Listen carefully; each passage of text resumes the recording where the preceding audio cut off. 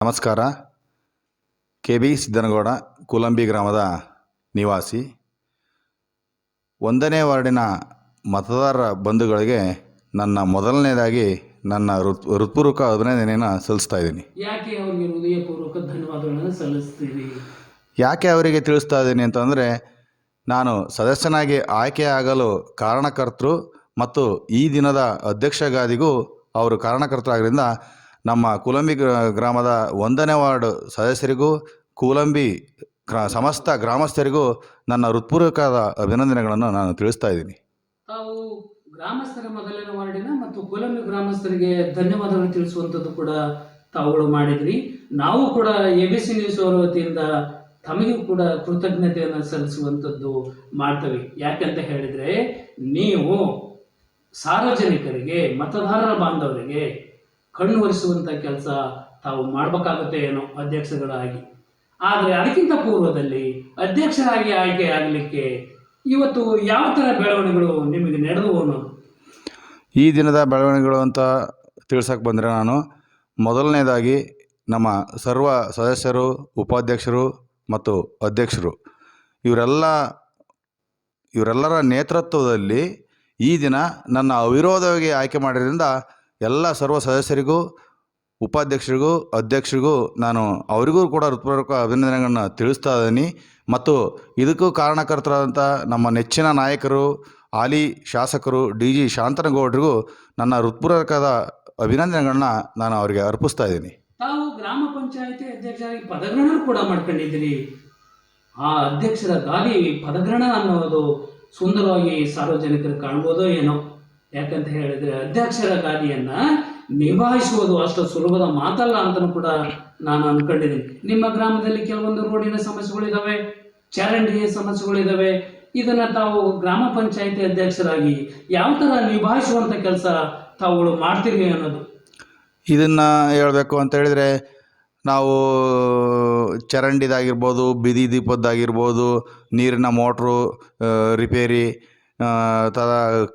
Cleaning, road, ಇವನ್ನೆಲ್ಲ ನಾವು ನಮ್ಮ NRIG ಯೋಜನೆ ಅಡಿ ಮತ್ತು 15ನೇ ಹಣಕಾಸಿನ ಯೋಜನೆ ಅಡಿ ಮತ್ತು ವರ್ಗ 1 ಇದರಲ್ಲೆಲ್ಲ ಊರಿನ ಸಣ್ಣ ಪುಟ್ಟದನ್ನೆಲ್ಲ ನಾವು ನಿಭಾಯಿಸ್ಕೊಂಡು ಹೋಗ್ತಾ ಇದ್ದೀವಿ. ನಾವು ಅದರಲ್ಲೇ ನಮಗೆ ಚಿಂತೆ ಮಾಡೋ ಅಂಥದ್ದು ಏನಿಲ್ಲ. ಇದು ಕುಡಿಯೋ ನೀರಿನ ಸಮಸ್ಯೆ 25-30 ವರ್ಷದಿಂದನೂ ನಮಗೆ ಕೂಲಂಬಿ ಗ್ರಾಮಸ್ಥರಿಗೆ ಕಾಡ್ತಾ ಇರೋ ಸಮಸ್ಯೆ. ಇದನ್ನು ಯಾವ ಥರ ಬಗೆಹರಿಸ್ಬೇಕು ಅಂತ ಯಾರಿಗೂ ತಿಳಿತಾ ಇಲ್ಲ. ಕಾರಣ ಏನು ಅಂತ ಹೇಳಿದರೆ, ಇಲ್ಲಿ ನೀರಿಂದ ಸೋರ್ಸ್ ನಮಗಿಲ್ಲ. ಸೋರ್ಸ್ ಇಲ್ಲ ಅಂದರೆ ಬೋರ್ವೆಲ್ ಹೊಡೆದ್ರೆ ನೀರು ಬೀಳ್ತಾ ಇಲ್ಲ. ಎಲ್ಲರೂ ನೀರು ಬಿತ್ತು ಅಂದರೆ 1-1.5 ಇಂಚು ಅದೆಲ್ಲ ಉಪ್ಪು ನೀರು. ನಮಗೆ ಏನಪ್ಪ ಅಂತ ಹೇಳಿದರೆ, ಈ ಕೆಲವೇ ಸುಮಾರು ವರ್ಷಗಳಿಂದ ಒಂದು 5-6-7-8 ವರ್ಷದಿಂದ ನಮಗೆ ಈಗೇನು ಬಹುಗ್ರಾಮ ಕುಡಿಯೋ ನೀರಿನ ಯೋಜನೆ ಮಾಡಿರೋದ್ರಿಂದ ಅಲ್ಲಿ 2 ದಿವಸಕ್ಕೊಮ್ಮೆ ನೀರು ಬರ್ತಾ ಇದೆ. ನಿಮಗೆ ಅದಕ್ಕಿಂತ ಮಧ್ಯಂತರ ಅವಧಿಯಲ್ಲಿ ನಮಗೆ ಕೇಳುವಂಥದ್ದು ಮಾಡ್ತೇನೆ ಪ್ರಶ್ನೆ.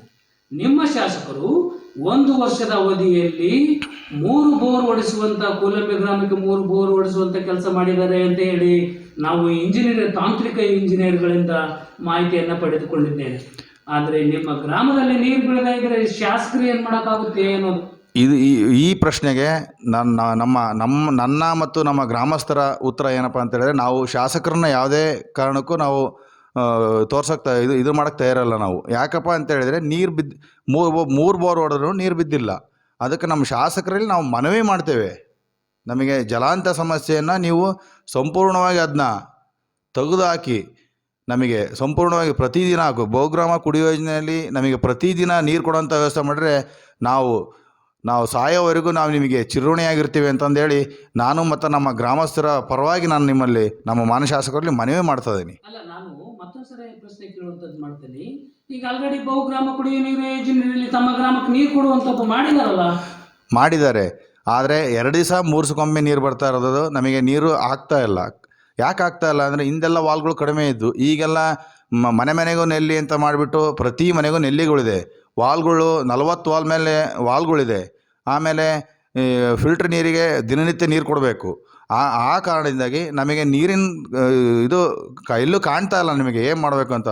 ಹಾಗಾಗಿ ನಾವು ಮಾನ್ಯ ಶಾಸಕರಲ್ಲಿ ಮನವಿ ಮಾಡಿಕೊಡ್ತಿರೋದು, ನಮಗೆ ಅದೇನು ಬಹುಗ್ರಾಮ ಕುಡಿಯೋ ಯೋಜನೆ ನೀರಿನಡಿಯಲ್ಲಿ ನಮಗೆ ಪ್ರತಿದಿನ ನೀರು ಕೊಡುವಂಥ ಮನವಿನ ನಮ್ಮ ಶಾಸಕರು ನಮಗೆ ಮಾಡಿಕೊಡ್ಬೇಕಂತ ಹೇಳಿ ನಮ್ಮ ಕೂಲಂಬಿ ಸರ್ವ ಗ್ರಾಮಸ್ಥರ ಪರವಾಗಿ ನಾನು ಇವತ್ತಿನ ನಿಮ್ಮನ್ನು ನಮ್ಮ ಶಾಸಕರನ್ನ ಕೇಳ್ತಾ ಮನವಿ ಮಾಡ್ತಿದ್ದೀನಿ.